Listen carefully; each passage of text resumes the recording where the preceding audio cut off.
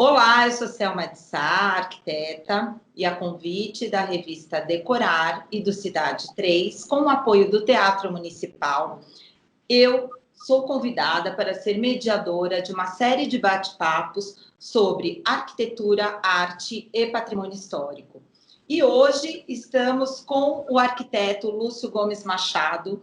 Ele é professor da FAUSP, ele é sócio e diretor do escritório GNAA Arquitetos Associados. Além de já ter atuado em vários órgãos, como Compresp, Condefat e AB, ele foi curador da 3ª e 4ª Bienal de Arquitetura de São Paulo.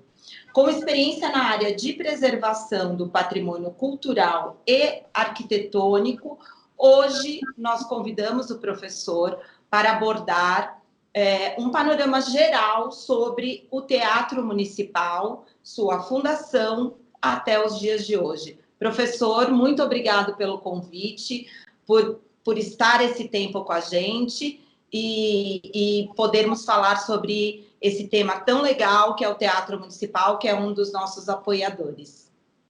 Muito obrigado pelo convite, é muito agradável falar com vocês.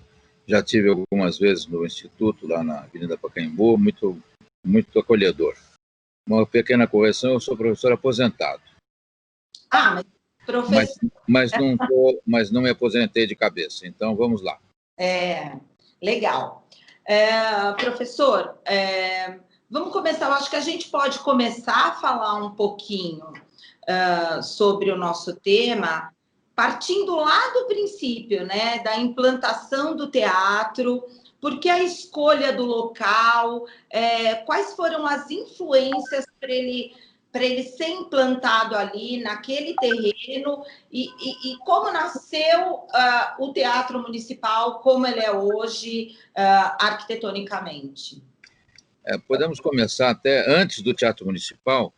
Havia um outro teatro que era importante em São Paulo, que era o Teatro São José. Mas esse teatro ele foi feito em 1866, mais ou menos, e com muita dificuldade, foi uma decisão da Câmara de São Paulo. Depois ele acabou sendo desapropriado pela prefeitura, foi reformado em 1876, foi adiante, até que ele teve um incêndio e resolveram construir mais um novo teatro em São Pedro, e ele foi construído onde hoje é o Shopping Light. Esse teatro acabou sendo inaugurado no começo do século. Ele era um teatro enorme para a época, tinha 3.000 lugares. Era uma coisa vinculada, em parte, com a iniciativa privada, em parte com o município, era uma coisa um pouco estranha. E ele foi projetado pelo arquiteto que fez o mesmo arquiteto que fez a FAO da Rua Maranhão. Era um estilo... Era do Alexandre Mackenzie? Como? O Shopping Light, onde é o prédio do Shopping Light, o projeto... É o prédio Alexandre Mackenzie, exatamente. Então já chego lá na historinha. Ele subsistiu lá até mais ou menos 1911, quando foi feito o Teatro Municipal, que foi inaugurado em 11. Ele ficou abalado, digamos, na sua programação em razão do novo teatro, ficou meio decadente, até que pela década de 20 a Light comprou o teatro. Ele já estava todo locado por várias atividades que não eram teatro, e ele acabou sendo demolido para fazer exatamente o edifício Alexandre Mackenzie, que sediou a Light. Naquele tempo, só para a gente situar um pouco como era a vida difícil em São Paulo, todas as pessoas tinham que pagar a conta de luz na Rua Xavier de Toledo, no prédio do Alexandre Mackenzie, no térreo. Era uma enorme quantidade de caixas recebendo as contas. Não existia conta paga em banco. Bom, muito bem. Vamos ao Teatro Municipal. Havia toda uma discussão na virada do século sobre a prefeitura fazer um teatro. Havia achavam que havia necessidade do teatro ser um teatro de maior vulto, embora ele hoje tenha cerca de 1.250 lugares. Ele é menor, portanto, que o Teatro São Pedro, mas ele tem instalações de palco extremamente adequadas para a ópera, né? Queriam que fosse um teatro completo para a ópera e não só para a arte dramática. E um arquiteto italiano chamado Claudio Rossi batalhou muito pela sua construção, e a prefeitura acabou colocando junto com o escritório Ramos de Azevedo, que acabou levando a fama de que é o autor do Teatro Municipal. Não, o autor do Teatro Municipal é o Claudio Rossi e o seu irmão, Domisiano Rossi. Eles, inclusive, tiveram uma pendenga judicial para que o Ramos de Azevedo declarasse que a autoria do projeto era desses dois arquitetos, né? Existe, inclusive, no hall de entrada do Teatro Municipal uma placa dizendo: autores do projeto, Cláudio Rossi e Damiano Rossi, né? Esse teatro ele é muito interessante porque ele é o que tinha de mais avançado em técnica de construção de teatros, de projeto de teatros. Falam que ele é uma cópia do teatro da Ópera de Paris, o original da virada do século, mais ou menos, né? Ele é menor que o Teatro de Paris, mas ele tem a mesma configuração espacial, que é muito interessante. Ele tem um bloco que fica na frente da praça, do MAP, vamos dizer assim, que é a área social. Depois ele tem um bloco que é a área da plateia e balcões sucessivos, né? E, por fim, ele tem uma área que é destinada ao palco e retropalco. É um teatro que tem muito pouca área atrás do palco. Tem camarins, não tem dúvida, mas não tem área de produção, ensaios, etc. Não tinha. Como implantação na cidade, ele é interessante porque a gente sabe que, na virada do século, foi construído um viaduto Chá, que ocupava o espaço que fica entre o atual viaduto do Chá e o prédio do Shopping Light, o prédio Alexandre Mackenzie. Está vazio esse espaço. Quando, em 1930 e poucos, foi feito o concurso público para se fazer o novo viaduto Chá, que foi projeto, o concurso foi ganho pelo arquiteto Elisiário Pereira da Baiana, o mesmo que fez o prédio do MAP. Ele foi feito em concreto armado, e aí o viaduto anterior foi demolido. Muito bem. Ele foi muito importante porque ele consolidou a passagem da cidade do Centro Velho para o assim chamado Centro Novo, que ia entre o Vale do Anhangabaú e o Largo do Aroche, Praça da República, Largo do Aroche. Ele foi uma referência.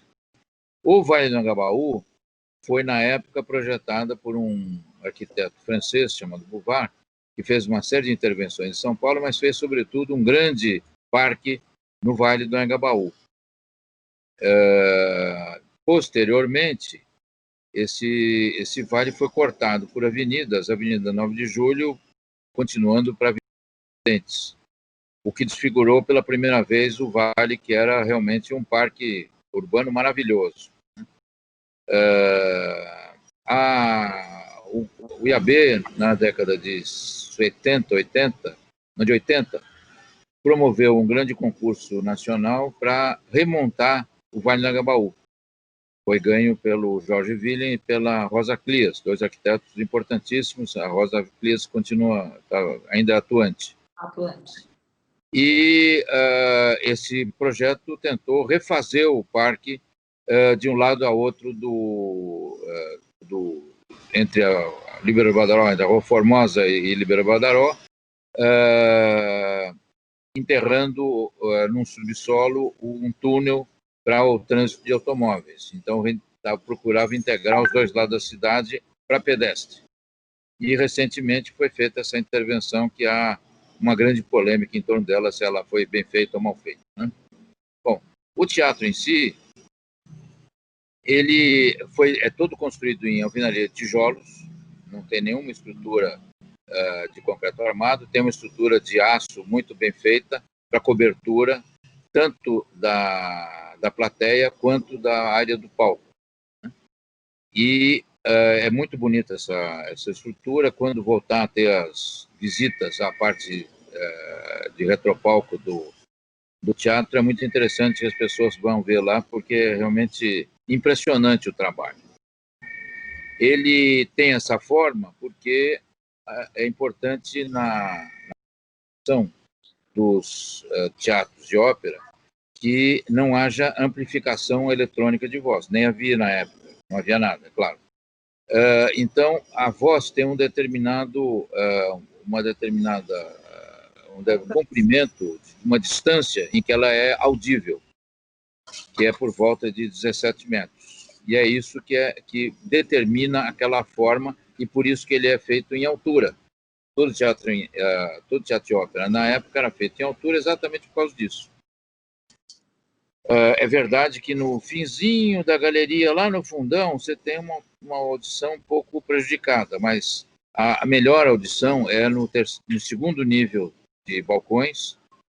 A acústica lá é a melhor de todas no Teatro Municipal. Essa configuração, então, é importante, porque não é uma coisa de vontade ou de cópia, ela é uma determinação técnica. E na época ele foi tido, era a coisa mais elegante que existia em São Paulo, era o máximo, você ia a uma sessão do teatro. A inauguração foi um sucesso, ele foi inaugurado em 1911, com uma companhia italiana que veio fazer um espetáculo, a companhia italiana que estava indo na Argentina, veio a São Paulo e foi a quem inaugurou o teatro. Na época foi um sucesso também de público, parece que juntou em frente ao teatro alguma coisa com 20 mil pessoas, porque todos queriam ver um edifício que era iluminado por fora e por dentro com energia elétrica, coisa que era muito rara na época, ainda não estava disseminada como a gente conhece hoje. Então, foi também uma inovação técnica muito bacana. Um outro aspecto interessante do teatro é que a gente sabe que teatro é uma coisa fechada por definição, né? Portanto, muito propensa a ficar abafado. Pois bem, o Cláudio Rossi, no projeto, ele aproveitou o desnível que há em relação ao jardim do lado direito dele, em direção ao vale, e fez uma entrada de ar que circula no subsolo do Teatro Municipal, onde hoje está abrigada, está aí abrigada, ainda não está funcionando de novo, o Bar dos Arcos. Né? Sim. E então, é uma coisa pública interessante ser vista. Sim. E essa ventilação entrava, portanto, por baixo das cadeiras. Por baixo das cadeiras tinha uma pequena dispositivo metálico onde se passava, onde entrava a ventilação. Então, era uma coisa agradável. Né?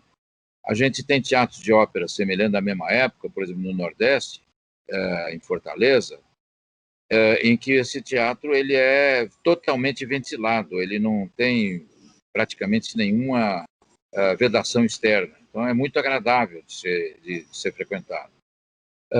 Mas o Teatro de São Paulo ele era feito como se fosse um teatro europeu, e para que fosse viável existir, tem essa entrada de ar que tornava agradável.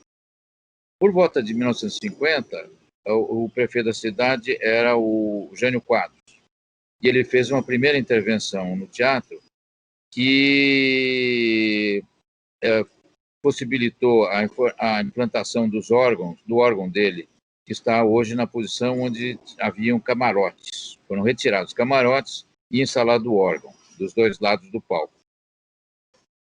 E fez uma outra intervenção muito ruim, que foi a retirada do mobiliário original, que eram poltronas de palhinha, que dava que era, primeiro, mais fresco para sentar, e dois, tinha uma espessura menor. O municipal, as filas são muito apertadas. Porque são estofadas, né? São estofadas, o encosto tem uma espessura grande, quando era de 2, 3 centímetros, agora tem 7 centímetros. Então, isso faz uma diferença brutal, esses 5 centímetros de diferença no joelho das pessoas, né? É verdade. Depois, quando ele voltou a ser prefeito, foi feito aí um restauro muito mais criterioso. Houve uma equipe de gente muito qualificada que fez realmente um restauro e retomou coisas da origem do teatro. Por exemplo, a fachada foi toda restaurada, aquela feita no arenito que veio de Sorocaba, e que é muito frágil com a umidade. Então, havia uma série de peças que acabaram perdendo partes. Então, foi remontado isso, refeito na mesma pedra, foi aí modernizado todo o retropalco em questão de camarins modernizados, uma parte da maquinária cênica também foi restaurada, e isso teve continuidade. Hoje foi também feito um controle automatizado e controle remoto de iluminação, da motorização de subida e descida de cenários. Então, ele ficou um teatro muito muito moderno. Contemporâneo, né? Muito contemporâneo, exatamente. E também a gente não pode esquecer que o Teatro Municipal foi o cenário da Semana Modernista de 22, né? Sim, embora... Era uma pergunta que eu queria fazer. Então, A importância da Semana de Arte Moderna e o Teatro Municipal. É uma situação importante a ser abordada, né? Exatamente. É uma contradição, a rigor, né? Porque ele é um teatro eclético, como estilo e como forma, e, no entanto, lá foi feita a Semana de Modernista de 22, que era contra exatamente esse tipo de arte e de forma, né? Mas tudo bem, valeu o conteúdo, teve um concerto de Villa-Lobos, os modernistas literatos fizeram récitas de poesia e de prosa, houve discussões, houve protestos também contra a Semana de 22, mas ela é um marco, não tem dúvida, na cultura nacional, né? Foi a primeira vez em que houve uma tomada de posição muito clara, pública e voltada ao debate sobre novos princípios para a arte no Brasil. Contemporânea a ela, mais ou menos contemporânea a Semana de 22, a gente tem as casas do Warszawski e, a seguir, toda uma renovação no quadro de artes plásticas e arquitetura. Na década de 40, lá por volta de 46, foi inaugurado o Teatro Cultura Artística, que pegou fogo há uns 10 anos atrás, está se fazendo uma nova sala, recuperando um pouco da antiga, né? Só sobrou a fachada. E nessa época, a rigor, o eixo dos concertos eruditos passou a ser desenvolvido no Teatro Cultura Artística. E o Teatro Municipal ficou quase que destinado à ópera, né? E num ponto de vista muito restrito, né, de uso. E lá por uns 20, 30 anos atrás, começou a haver um processo de recuperação do teatro, em termos de ele contar com a valorizar a orquestra que ele sempre teve e valorizar os corpos estáveis todos do teatro. Tem um balé, tem um quarteto, tem um coral, tem uma série de coisas. Havia ligado a ele uma escola de balé, e uma série de atividades que estão sendo, que foram muito recuperadas de 15 anos para cá. Hoje a pandemia, infelizmente, fechou tudo, mas agora ele está voltando a funcionar, né? Isso é uma bela notícia para a gente. Verdade. Inclusive, talvez a Praça das Artes tenha sido também aí então vamos voltar a isso. Muito importante. Né? Como eu falei no começo, o teatro não tinha o retropalco voltado à produção de cenários, à guarda de figurinos, a mais espaço para ensaios, sobretudo, né? Os ensaios de orquestra são feitos na cobertura que foi aproveitada a cúpula que existe em cima do palco no último restauro foi feito um tablado muito bem projetado, onde são feitos ensaios, né? Mas ainda assim era insuficiente. O teatro há muito tempo tem um depósito de cenários e figurinos no Canindé, que é uma maravilha. Eu não sei se ele está disponível para visitações atualmente. E como é que é? É um galpão de apoio do teatro. Não é um galpão, é um enorme complexo de galpões, gigantesco.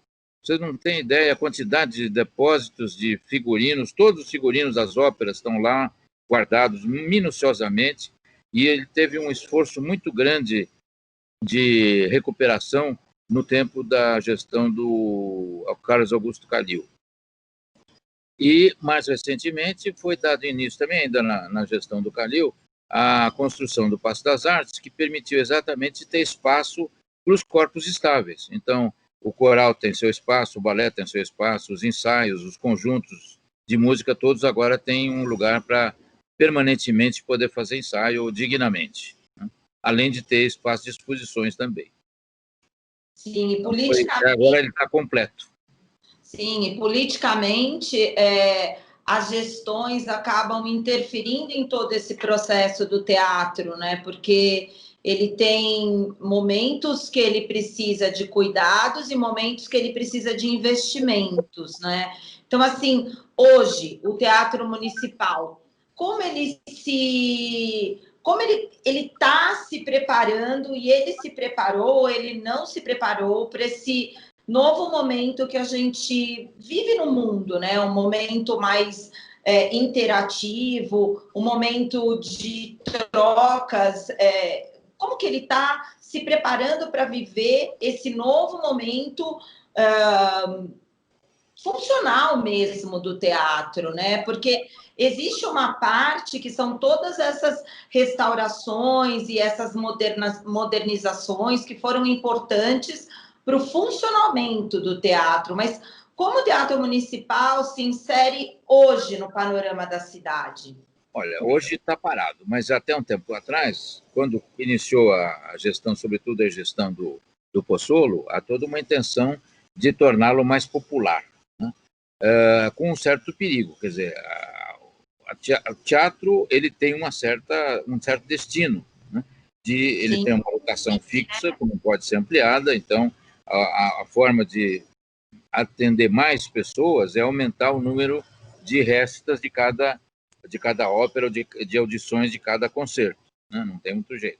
O outro jeito, é claro, é transmitir pelos meios de banda larga para que mais gente possa ter acesso, inclusive remotamente, em outras cidades do Brasil, né? Eu acho que isso é uma coisa que é importante fazer, né? Se a gente pega outros teatros com essa importância simbólica na cidade, todos eles gravaram minuciosamente as suas audições e são disponíveis hoje para acesso via internet, né? Até com assinatura, inclusive. É uma fonte até de renda, né? O Metropolitan de Nova York é assim, a Sinfônica de Berlim é assim. Eu acho que é uma coisa a ser feita, vai ser um grande serviço feito para a cultura brasileira. A outra coisa que foi muito importante durante um tempo foi as audições dominicais gratuitas no teatro, que muita gente nunca tinha entrado porque não tem dinheiro para pagar, o que tem perfeitamente razoável acontecer numa cidade do tamanho de São Paulo. Então, havia concertos dominicais gratuitos, que era uma coisa muito concorrida. E eu acho que deveria voltar, seria muito simpático voltar. Além disso, havia também algumas récitas no salão que fica sobre o hall de entrada, que é um salão maravilhoso, enorme, em que se faziam récitas de piano, canto, coral, etc. No fim da tarde. Era uma coisa também muito agradável, eu espero que também volte a ser feito, né?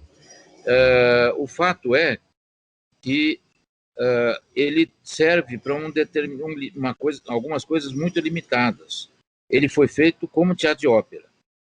Como sala de concerto, ele não é tão bom quanto é para ópera, mas ele ainda é razoavelmente bom como teatro de concerto, né?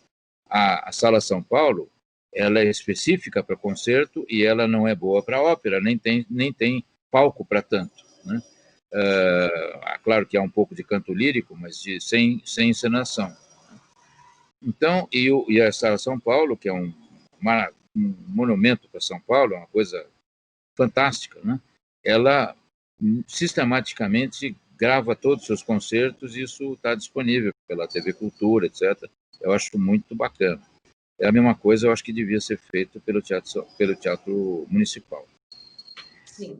Ele é interessante também porque ele é um marco, né? Desde que foi inaugurado há mais de 100 anos, todo mundo sabe onde fica o Teatro Municipal, não tem dúvida, né? Ele é um ponto de referência na cidade, né? Você fala, antigamente até o mapping talvez fosse ponto de referência mais que o Teatro Municipal, mas hoje é o contrário, o Teatro Municipal é referência, a loja em frente não é referência, né?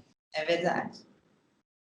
É verdade, tem razão. Mas talvez, na verdade, eu acho que o Teatro Municipal ele possa ser uma grande ferramenta de impulsionar cada vez mais a revitalização do centro de São Paulo, né?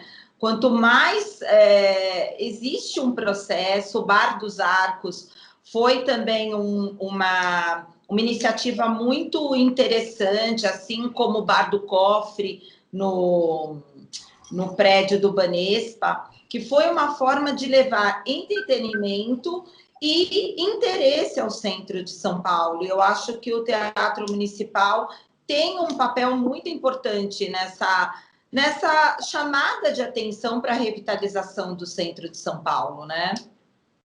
Sem dúvida. Há uma série de iniciativas que estão procurando esse tipo de coisa.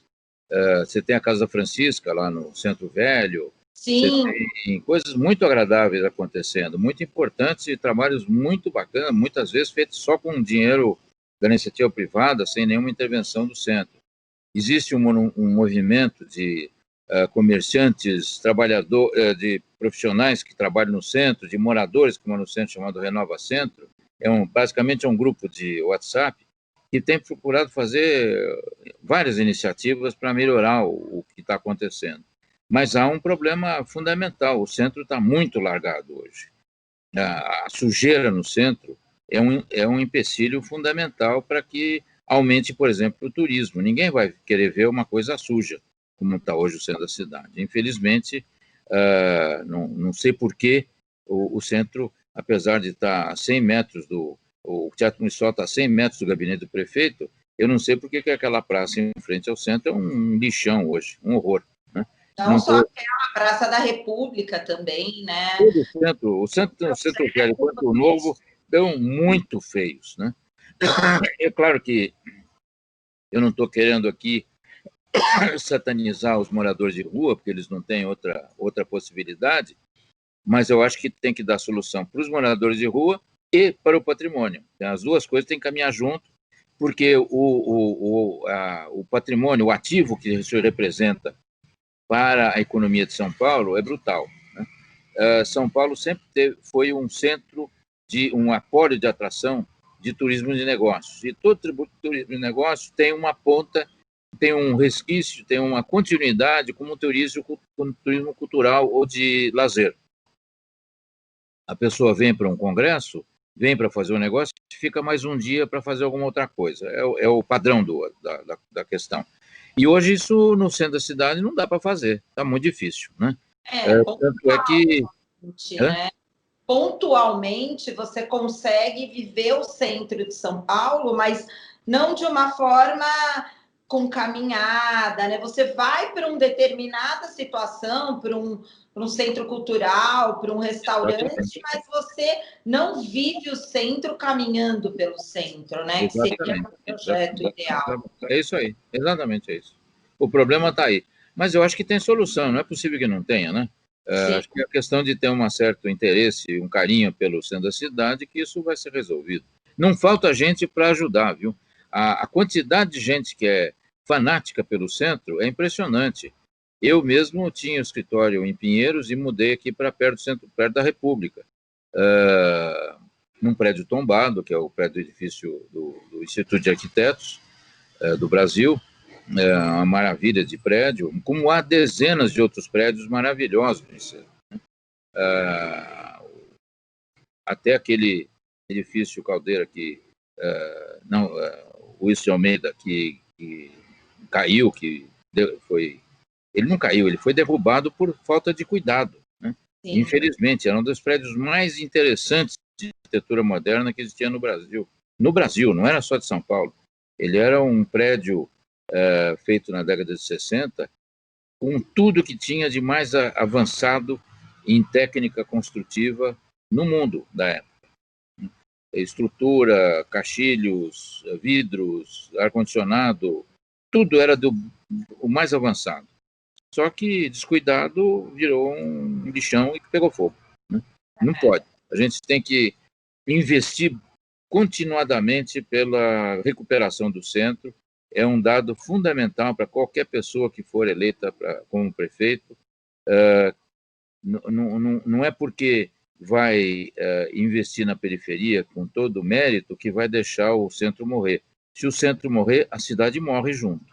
Sim, é a história da cidade, né? Não adianta cuidar do dedo se não cuidar do coração. Se o coração morrer, o dedo vai junto, né? É verdade. Então, a analogia é perfeita, não tem dúvida.